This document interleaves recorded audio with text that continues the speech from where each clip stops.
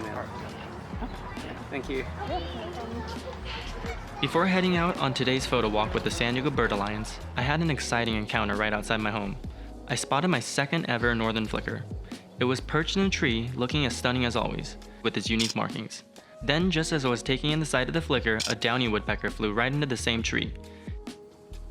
It was actively pecking around, likely searching for insects, a classic woodpecker move.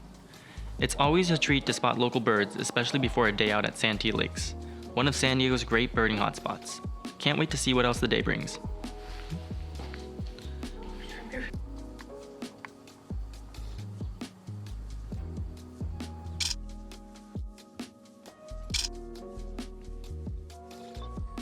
We also spotted a small murder of crows before heading out.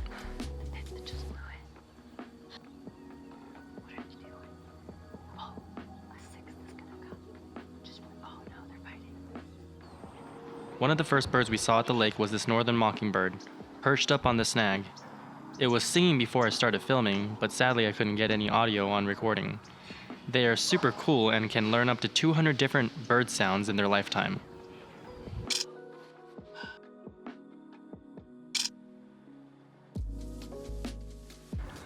And here's two scaly-breasted munias.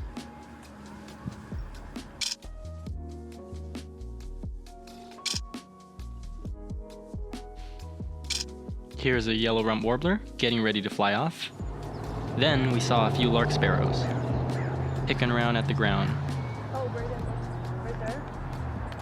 Here's one close up. The lighting was pretty good, so we got to see the plumage pretty clearly. Right after spotting the super cool lark sparrows, we saw some white-crowned sparrows. Then we saw a few European starlings. They were actively flying around this nesting hole, but I don't think I saw any fledglings in there. On top. Look on top.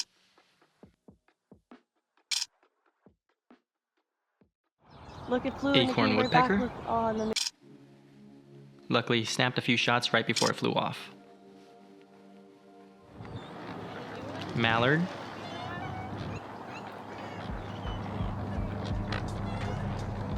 Just flew over. Looking gorgeous in the sunrise, taking care of its feathers. Like 20 cormorants just flew over. It was also showing off its speculum, the bright blue wing patch on its wings. Then we saw a small group of ringneck ducks hanging out in the middle of the lake.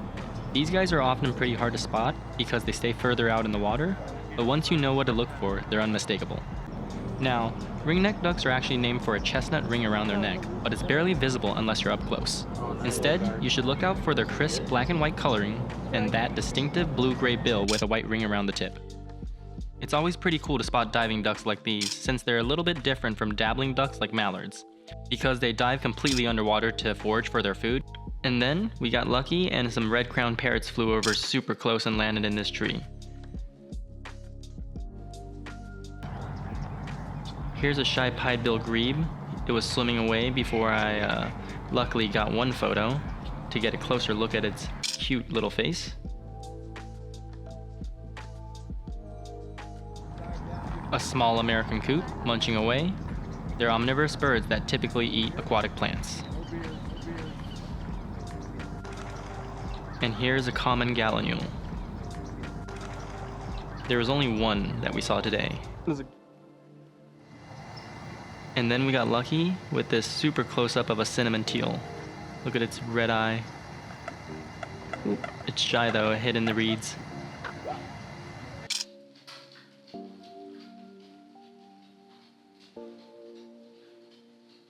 Great egret. Here's another one. And then whenever there's like burials and stuff in the tree, that are probably hard to see. Here was one flying, right before it landed in the reeds. And here's a snowy egret for comparison. They're slightly smaller with a dark bill. Then we saw a green heron, way out in the distance.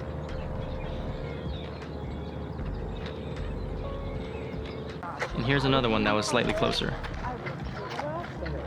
It looked like it was getting ready to hunt something, but it kinda disappeared out of sight, so I couldn't track it anymore.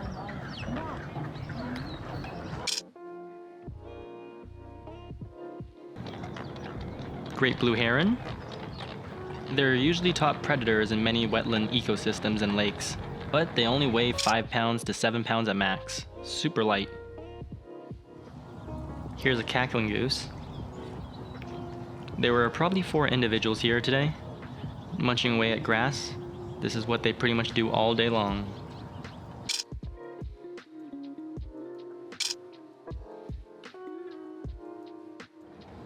And here's your typical Canada goose.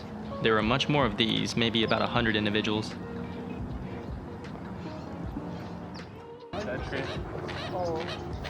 And here's a kingfisher up close, looking over its territory. Everyone was pretty excited to see this kingfisher so close. Typically, they fly way afar and are perched way in the distance in the middle of the lake, waiting to hunt for fish. But this one was way up close and didn't mind us taking photos of him. And I say him since this is a male, and you can tell since the belly and chest is white, whereas females have a chestnut band that goes around the belly area.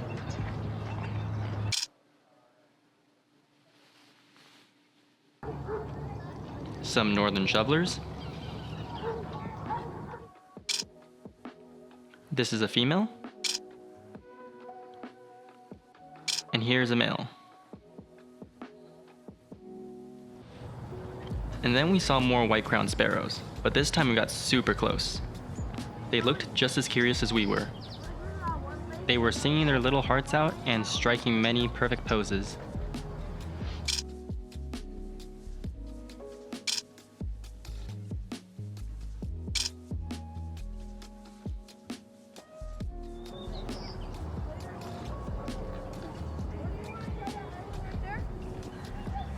Black Phoebe, perched on a bench overlooking one of the lakes.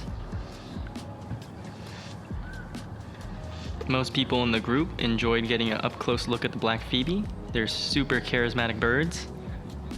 They usually perch up on a bench or a snag and fly about from there looking for insects that they catch mid-flight.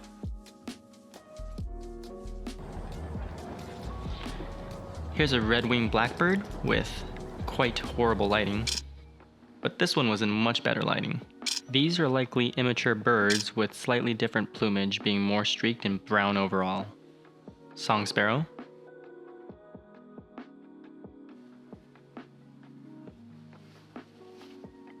A few double-crested cormorants.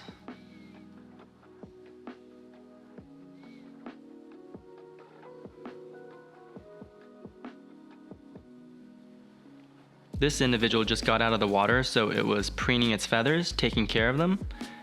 They're one of the few birds that allow water to enter into their feathers. They're less hydrophobic, and this is so that they can dive better. However, once they get out, they need to do a lot of extra preening, and they even open their wings out so that they can allow the wind and sun to dry their feathers out.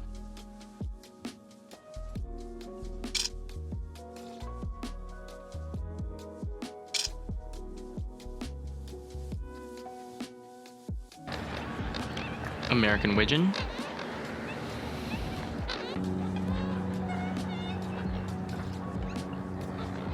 American widgeons are known for their distinctive bald appearance, with males displaying a striking white forehead and crown, which contrasts their bright green eye stripe and helps them stand out amongst dappling ducks.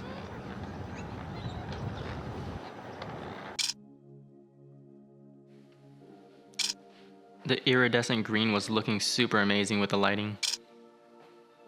You can see the cinnamon brown eye too. Here's a coot going for food and an American widgeon trying to steal it.